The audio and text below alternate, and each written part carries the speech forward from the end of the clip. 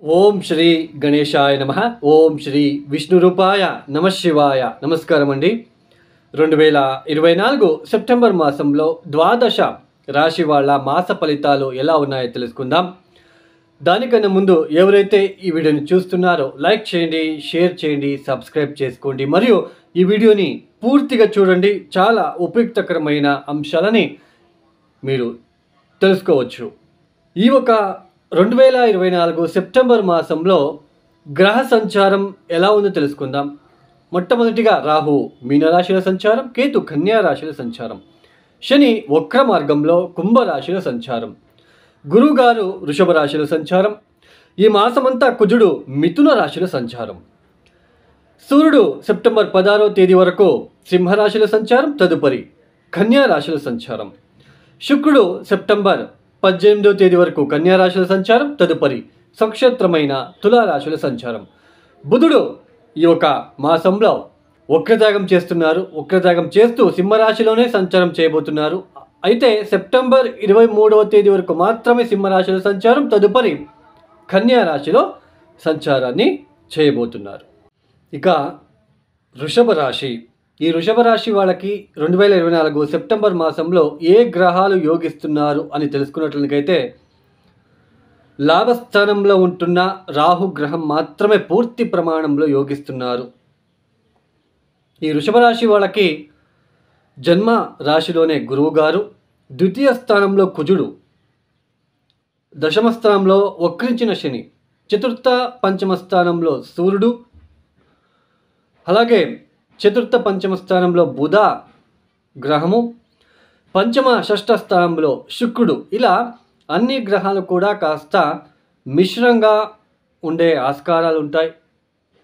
వృషభ రాశిలో పుట్టిన వాళ్ళకి ముఖ్యంగా జన్మరాశిలో ఉంటున్న గురువు వలన మనకి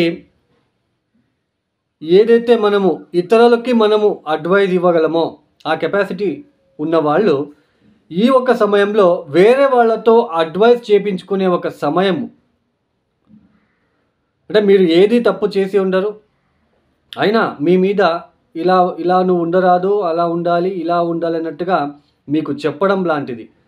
మీరు ఇంకొకరికి సజెషన్ ఇచ్చే పొజిషన్లో ఉన్నప్పటికీ వేరే వాళ్ళు మీ దగ్గర మిమ్మల్ని వచ్చి కించపరిచి మీకు సజెషన్ ఇవ్వడం లాంటిది ఇక్కడ అలాంటి సిచ్యుయేషన్ ఎక్కువగా ఉంటుంది. ముఖ్యంగా సంతానం ద్వారా ఖర్చులు, సంతానం విషయంలో ఆరోగ్యపరమైన ఇబ్బందులు ఎదుర్కొనే అవకాశాలు ఉంటాయి. సమాజంలో గుర్తింపు అనేది తక్కువగా ఉంటుంది. పంచమస్థానం ముఖ్యమండి. పంచమస్థానంలో కేతువు, తర్వాత ఇక్కడ శుక్రుడు కూడా అక్కడే ఉండడము, తర్వాత సూర్యుడు కూడా అక్కడే ఉండడం అనేది ఇక్కడ మీకు గుర్తింపు అనేది రాకుండా ఉండడానికి అవకాశాలు ఉంటాయి. మీరు ఎంత పని చేసినప్పటికీ కూడా గుర్తింపు అనేది సరైన సమయంలో రాదు. పంచమస్థానం చాలా ప్రముఖమైన పాత్ర వహిస్తూ ఉంటుంది యాక్చువల్లీ. సో ఇట్లా పంచమస్థానం బలహీనపడము, stomach related, gastric related issues కావచ్చు, తండ్రితో కాస్త విభేదాలు కావచ్చు, ఉద్యోగం చేసే చోటు ఇబ్బందులు కావచ్చు, లేదా కొత్త ఉద్యోగం ప్రయత్నాలు చేసే వాళ్ళకి ఉద్యోగం దొరికినప్పటికీ ఈ ఒక మాసంలో ఉద్యోగం దొరికే సూచనలు ఉంటాయి. అయినప్పటికీ కాస్త అక్కడ కూడా స్ట్రెస్ఫుల్గా ఉండడం లాంటిది, ఆ ఉద్యోగం నచ్చకపోవడము ఇలాంటివి ఎక్కువగా ఉంటాయి.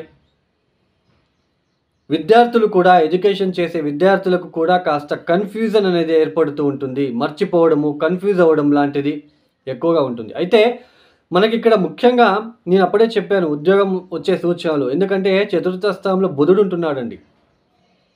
పంచమాధిపతి బుధుడు కేంద్ర స్థానంలో సూర్యుడితో కలిసి ఉండడం అనేది చాలా విశేషమైన యోగం అని చెప్పుకోవచ్చు. సో ఏదైనా ప్రాపర్టీ నుంచి మీకు ఏదైనా డబ్బు రావడం లాంటిది కూడా ఇక్కడ కనిపిస్తూ ఉంటుంది. బట్ ఆ డబ్బు అనేది తొందరగా ఖర్చు అవ్వడం కూడా, ఎందుకంటే ద్వితీయ స్థానంలో కుజుడు సప్తమ దృష్టితో అష్టమ స్థానాన్ని చూడడం, ఆకస్మిక ధన నష్టము, కుటుంబ వ్యక్తులతో ఇబ్బందులు, తగాదాలు, భార్య వలన ఇబ్బందులు, భార్యతో తర్వాత తగాదాలు లాంటివి, అక్కడక్కడ గాయాలు అవ్వడం లాంటిది, గొడవలు అయ్యే సూచనలు, ఘర్షణలు లాంటిది, కుటుంబ వ్యక్తులతో కాస్త ఇబ్బందులు ఎక్కువయ్యే సూచనలు, అన్నదమ్ముల మధ్య సఖ్యత లోపించడం లాంటిది, ఇలాంటి నెగిటివ్ థింగ్స్ ఎక్కువగా ఉంటాయి. మనకి చతుర్థ స్థానంలో సూర్య బుధులు మంచిగా యోగిస్తున్నారు.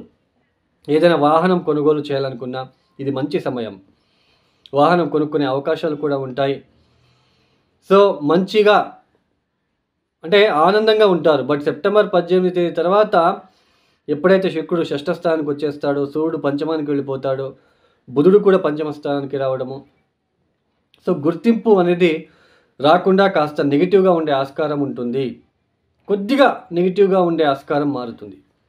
బట్ మేజర్గా అయితే ఉండదండి. బట్ ఇక్కడ చిన్న చిన్న డిస్టర్బెన్సెసే ఎక్కువగా ఈ యొక్క ప్లానటరీ పొజిషన్ చూపిస్తూ ఉంటుంది. ముఖ్యంగా ర్యాష్గా మాట్లాడడము, కుటుంబ వ్యక్తులతో ఇబ్బందులు, భార్యతో ఇబ్బందులు, గొడవలు లాంటిది, లీగల్గా ఏదైనా కొన్నిగా ఫేస్ చేసే ఆస్కారము, ఇలాంటివి ఎక్కువగా ఈ యొక్క మాసంలో కనిపిస్తూ ఉంటుంది.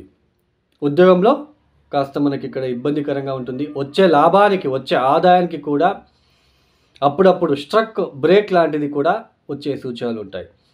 వృషభ రాశి వాళ్ళు తప్పనిసరిగా ఒకవేళ మీరు తిరుపతి గనక వెళ్ళినట్లు కనుక అయితే, తిరుపతి దగ్గరలో ఉన్నవాళ్ళ మెట్లుకి పసుపుని పూసుకుంటూ వెళ్ళండి. పసుపుని అప్లై చేసుకుంటూ జన్మరాశిలో ఉంటున్న గురుగ్రహ దోష నివారణ వలని మెట్లుకును పసుపు రాస్తూ వెళ్ళండి. ఖచ్చితంగా పాజిటివ్ మీరు చూస్తారు. లేదా మనకి ఎక్కడ వెళ్ళడానికి కుదరట్లేదన్న వాళ్ళు శనగలు 9 గురువారాలు శనగలని కేజింబావు బుధవారం రాత్రిపూట నానబెట్టేసి బెల్లంతో కలిపి గురువారం పొద్దున్నే అలా ఆ నీళ్ళని తీసేసి మెత్తగైపోయి ఉంటుంది. జస్ట్ నీళ్ళలో నానబెట్టాలి. మెత్తగైపోయి ఉంటుంది. బెల్లంతో కలిపి ఎద్దులకి తినిపించే ప్రయత్నం చేయండి. ద్వితీయ స్థానంలో ఉంటున్న కుజగ్రహ దోష పరిహారం కోసము సుబ్రహ్మణ్య ఆలయాన్ని దర్శనం చేసుకోండి. భార్యాభర్తలు ఇద్దరు కూడా సుబ్రహ్మణ్య ఆలయానికి వెళ్ళి దర్శనాలు చేసుకోండి. ముఖ్యంగా ఎవరికైనా ఇలా కుజుడు ద్వితీయ స్థానంలో ఉండడము, ఎక్కువ భార్యాభర్తల మధ్య ఇబ్బందులు వస్తున్నట్లయితే సుబ్రహ్మణ్య ఆలయ సందర్శనం చేసుకోండి. కందిపప్పుతో చేసిన తీపి పదార్థాలని నైవేద్యం రూపంలో పెట్టి సుబ్రహ్మణ్య స్వామికి అక్కడున్న యాచకులకి ఇచ్చే ప్రయత్నం చేయండి. తర్వాత వృద్ధులకి బెడ్షీట్ లాంటివి అందించండి. ప్రతిరోజు సూర్యుడికి అర్ఘ్యము, ఆదిత్య స్తోత్ర పారాయణం చేసుకోండి. తప్పనిసరిగా వృషభ రాశి వాళ్ళు ఎల్లప్పటికీ విష్ణు సహస్రనామం వినండి. ఈ ఒక వీడియో మీకు నచ్చితే లైక్ చేయండి, షేర్ చేయండి, సబ్స్క్రైబ్ చేసుకోండి. సర్వే జనో సుఖినో భవంతు. ధన్యవాదాలు.